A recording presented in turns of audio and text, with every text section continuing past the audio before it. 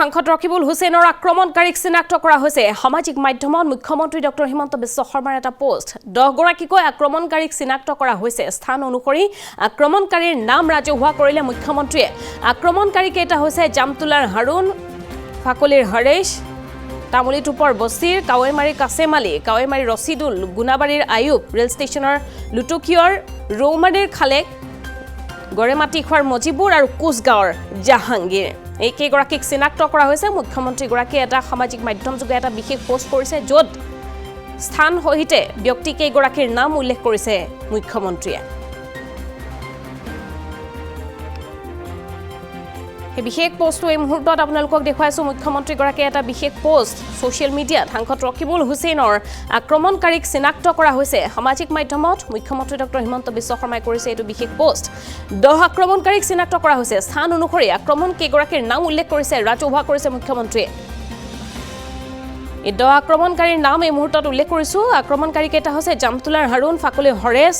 তামুলিটুপৰ Bashir কাৱেমাৰী Qasem Ali কাৱেমাৰীৰে Rashidul গুনাবাৰী Ayub rail ষ্টেচনৰ লুটুকিয়ৰ ৰৌমাৰীৰ খালে গৰেমাটিখোৱাৰ মজিবুৰ কোচগাঁৱৰ জাহাংগীৰ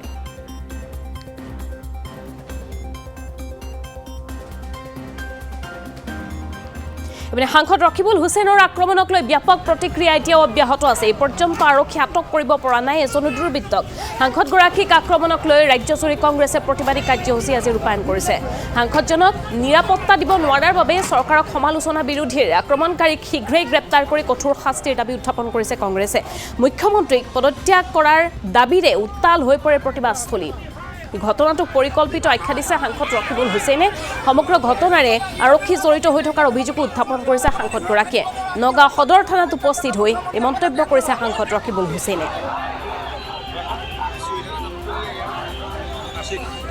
আক্ৰমণৰ ঘটনাৰ পাছতে আজিৰ দিনটোত ৰাজ্যৰ বিভিন্ন প্ৰান্তত বিৰোধী অৰ্থাৎ কংগ্ৰেছে প্ৰতিবাদী কাৰ্যসূচী ৰূপায়ণ কৰিছে স্থানভেদে তেওঁলোকে এই প্ৰতিবাদী কাৰ্যসূচী ৰূপায়ণ কৰিছে আনহাতে আৰক্ষীৰ বিৰুদ্ধে সৰব হৈ পৰিছে কংগ্ৰেছ মুখ্যমন্ত্ৰীগৰাকীক পদত্যাগ কৰিবৰ বাবে দাবী উত্থাপন কৰিছে সাংসদ ৰকিবুল হুছেইনে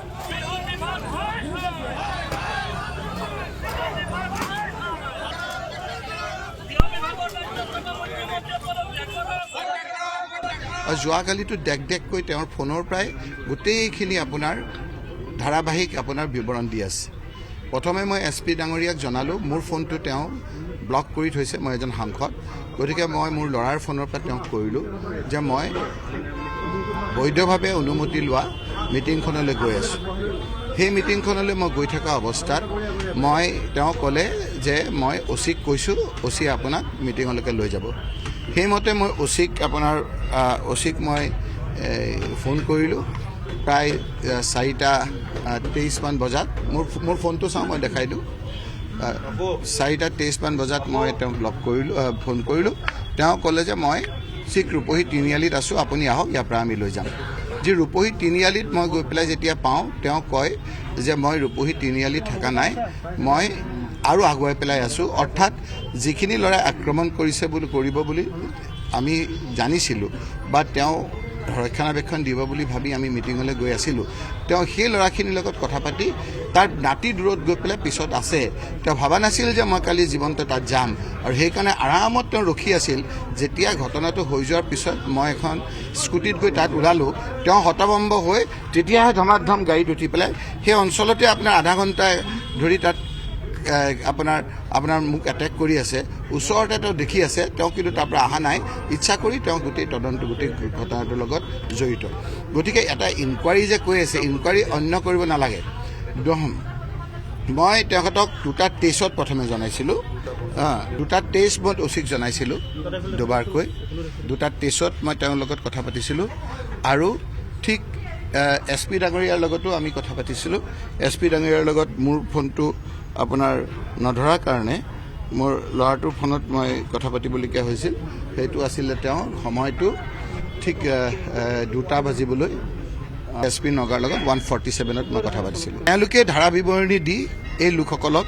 যিসকল কুখ্যাত ডকাইত বিজেপিত কেইদিনমানৰ আগত আনুষ্ঠানিকভাৱে জইন কৰিছে আৰু মুখ্যমন্ত্ৰী ডাঙৰীয়া আহোঁতে তেওঁৰ আশে পাশে একেবাৰে তেখেতক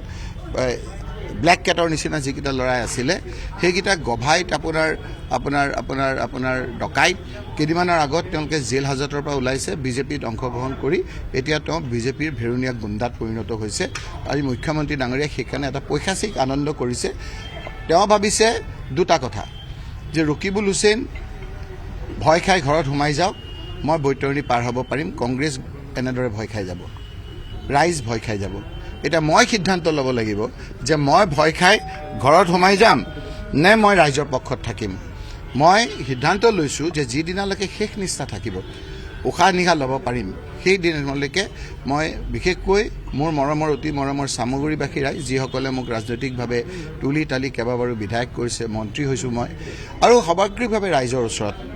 ধুবুৰী ৰাইজে নহয় ধুবুৰী ৰাইজৰ পৰা আৰম্ভ কৰি সামগ্ৰিকভাৱে আজি আপোনালোকে চাব যে কালি যদি ফেচবুক চাই মোক নামনি অসমতকৈ উজনি মানুহে বেছি আপোনাৰ সহানুভূতি দেখাইছে যে এনেধৰণৰ জংঘল আমি বিজেপিৰ সমৰ্থক কিন্তু আজি আমি এই কথাবিলাক দুখ পাইছোঁ এনেধৰণৰ বৰ্বৰ আমাৰ অত্যাচাৰী শাসন জংঘল ৰাইজ আমি কেতিয়াও আপোনাৰ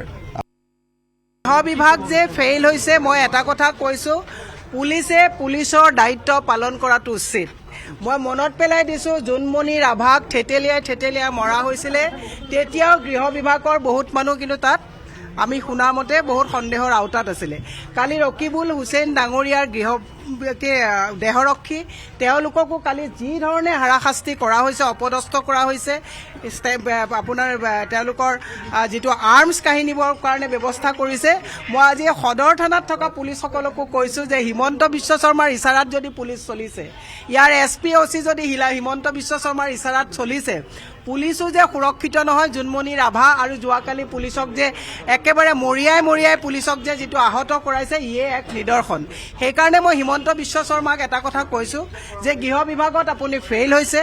আপুনি কংগ্ৰেছলৈ ভয় খাইছে আৰু হিমন্ত বিশ্ব শৰ্মাই কেইদিনমান আগত গৌৰৱ গগৈ ডাঙৰীয়াৰ পৰিয়ালক সেৱা কৰিবলৈ গৈ মুখ ঠেকেচা খাইছে APSCত তেওঁ গৈ পেলাই যিখন প্ৰতিবেদন আহিছে তাত গৈ পেলাই নায়ক উজ্জ্ব থকা ঘটনাটোতো ৰাইজে তেওঁক ধিক্কাৰ দিছে যে এখনো এখন তেওঁ মনে সজা এখন প্ৰতিবেদন আহিছে সেই কথাবিলাক তল পেলাবৰ কাৰণে পৰিকল্পিতভাৱে গুণ্ডা বাহিনী লগাই ৰকিবুল হুছেইন ডাঙৰীয়াক অপদস্থ যিটো শাৰীৰিকভাৱে কৰিছে আমি গৰিহণা দিয়াই নহয় ধিক্কাৰ দিছোঁ ৰকিবুল হুছেইন আমাৰ সাংসদ আমাৰ নেতা ওপৰত যিটো দিন দুপৰত কোলা কাপোৰ মাৰি আনি যিটো কালি আক্ৰমণ কৰিলে আমি এইটো আজি যোৰহাট জিলা কংগ্ৰেছে তীব্ৰ প্ৰতিবাদ কৰিছোঁ আজি যে সাংসদৰ গাতে এনেকুৱা কৰিলে পুলিচ চিকিউৰিটি থকা স্বত্বেও তেখেতক আহি মানুহে আক্ৰমণ কৰিছে আৰু আজিলৈকে কিন্তু চৰকাৰে এজনকো এতিয়ালৈকে আপোনালোকে প্ৰায়ত্ব কৰিব পৰা নাই আমি তাকে তীব্ৰ গৰিহণা দিছোঁ এতিয়া আমি এতিয়া অসমৰ ৰাজ্যপাললৈ আমি মেম'ৰেণ্ডাম দিবলৈ